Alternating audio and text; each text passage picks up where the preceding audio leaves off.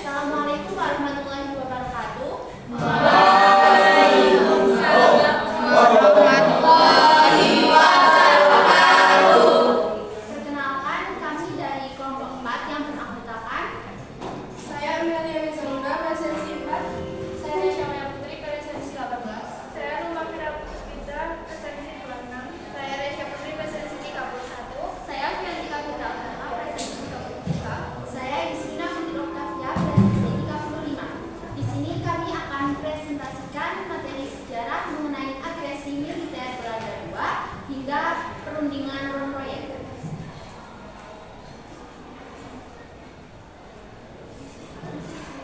Yang pertama, latar belakang agresi militer Belanda II. Agresi militer Belanda II terjadi pada tanggal 19 Desember 1948 setelah perjanjian Renville ketika Belanda menyerang wilayah Indonesia, terutama Yogyakarta, dengan tujuan merebut kembali kendali atas Indonesia. Beberapa latar belakang agresi ini meliputi beberapa faktor penting. Yang pertama, kekalahan Jepang dalam Perang Dunia II yang menciptakan kekosongan kekuasaan di Indonesia. Yang kedua, keinginan Belanda untuk menguasai kembali Indonesia sebagai bekas koloninya. Yang keempat, krisis ekonomi Belanda yang membuat Indonesia dianggap sebagai sumber penghasilan untuk mengisi kas negara. Yang keempat, ketidakpuasan terhadap perjanjian Renville karena hasilnya tidak sesuai dengan keinginan Belanda. Yang kelima, kelemahan pemerintahan dan militer Indonesia yang dimanfaatkan Belanda untuk melancarkan serangan. Agresi ini menunjukkan upaya Belanda untuk menegaskan kembali kekuasaannya atas Indonesia setelah kemerdekaan. Lalu selanjutnya ada tujuan utama agresi militer Belanda II adalah untuk melumpuhkan pusat pemerintahan Indonesia, terutama yang berada di Yogyakarta. Dengan melemahkan pemerintah Indonesia, Belanda berharap bisa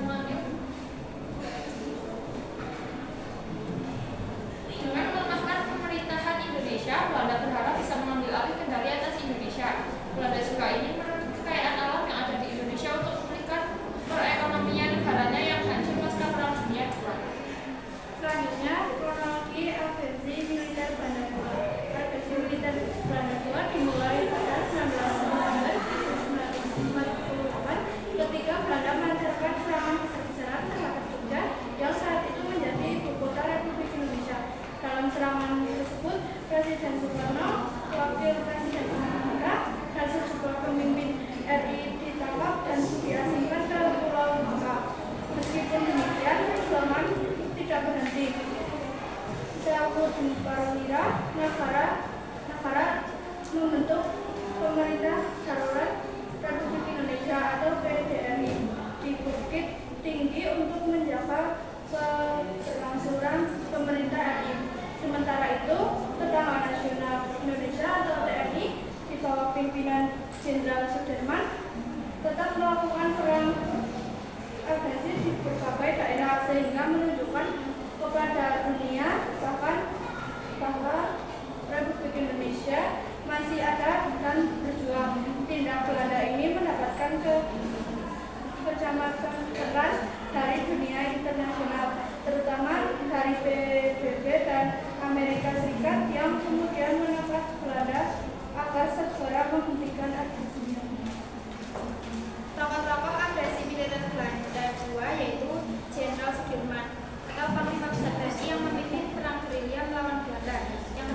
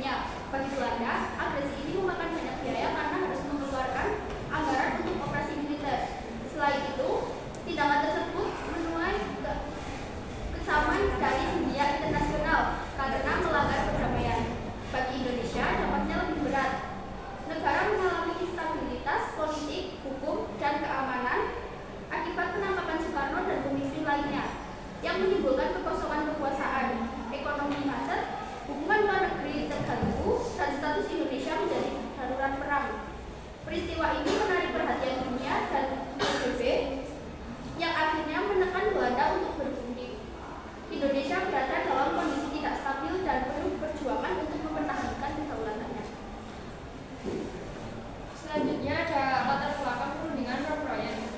Setelah Belanda melancarkan agresi militer kedua terhadap Indonesia, Dewan Keamanan PBB kembali mendesak Belanda supaya kembali melaksanakan perundingan dan perjanjian kegiatan senjata dengan Indonesia.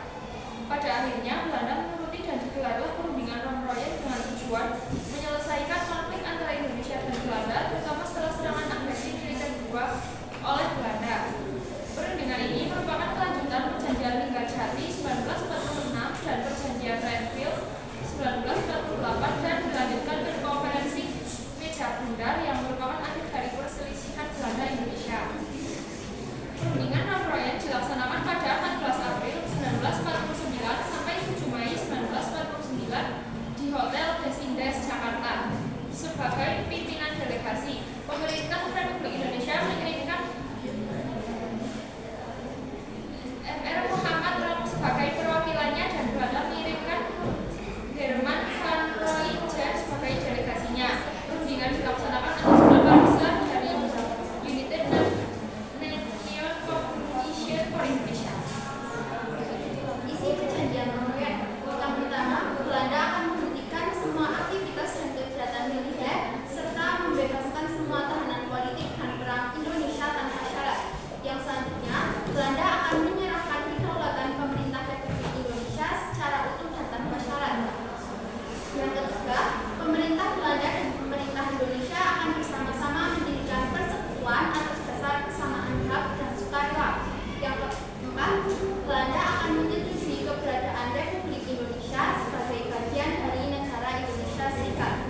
Yang kelima, Belanda akan mengembalikan kegiatan pemerintahan Republik Indonesia ke kota Yogyakarta sebagai ibu kota negara sementara. Yang keenam, Angkatan Perang dan Angkatan Bersenjata Republik Indonesia akan menghentikan seluruh aktivitas perang gerilyanya. Yang terakhir, Indonesia dan Belanda sepakat untuk hadir dalam perundingan selanjutnya, yakni konferensi Meja Bundar yang akan dilaksanakan di Den Haag, Belanda. Akhirnya Belanda menyetujui perundingan baru dan menghasilkan perjanjian Rom Royen. Belanda juga menepati semua janji dan kesepakatan yang telah dibuatnya dengan pihak pemerintah Indonesia. 1 bulan setelah perjanjian Rom Royen ditandatangani, tepatnya pada 2 Juni 1949, wilayah Yogyakarta pun dilakukan pengosongan dari tentara Belanda di bawah pengawasan Inggris. Pada akhirnya pemerintahan Republik Indonesia pun dikembalikan ke Yogyakarta tepat pada tanggal 24 Juni 1949 dan pasukan Belanda yang sebelumnya menduduki Yogyakarta ditarik mundur pada 1 Juli 1949. Sekian materi yang dapat kami sampaikan. Apakah ada pertanyaan? Silakan. Perkenalkan nama saya Lukman Hakim Prasetyo, presensi 25. Saya ingin bertanya, apa makna penting dari kemenangan dalam pertempuran Ambarawa bagi perjuangan mempertahankan kemerdekaan Indonesia? Kami materi serangan agresi militer dua, bukan Ambarawa. Seling. Yang link. Salah baca materi.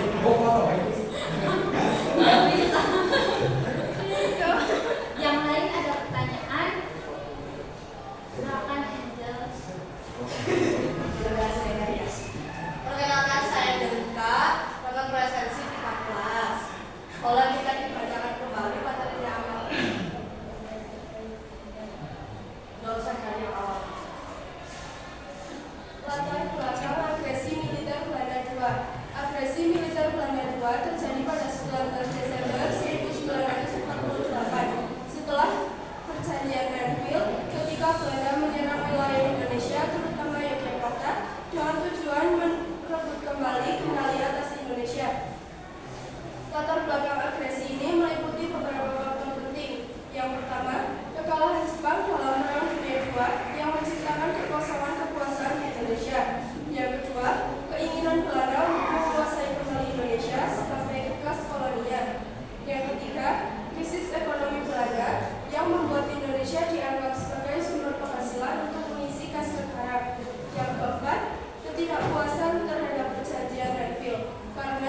hasilnya dianggap tidak sesuai dengan keinginan Belanda.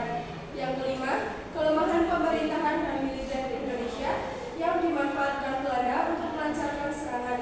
Agresi ini menunjukkan upaya Belanda untuk menegaskan kembali kekuasaannya atas Indonesia setelah kemerdekaan.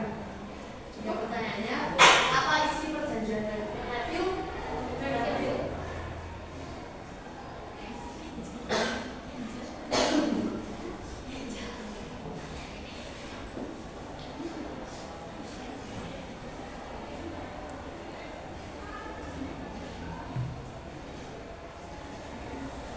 Mohon maaf sebelumnya Isel, untuk materi perjanjian Renville bukan kami, jadi kami kurang mencari tahu. Itu ada di, kalau tidak salah, di kelompok 3, agresi militer Belanda 1 hingga perjanjian Renville. Mohon maaf. Nanti mungkin dijawab kelompok 3.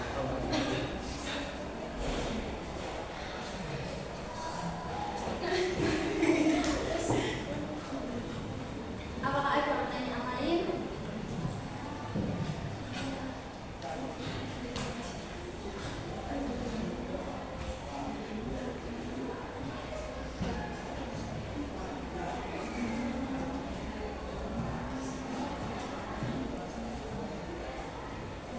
Jika tidak, Boleh tadi ya, oh saya. boleh nggak ada tanya? Ya, Ya, pertanyaannya apa yang dapat kita ambil dari peristiwa apa agresi militer 2 yang kalian presentasikan?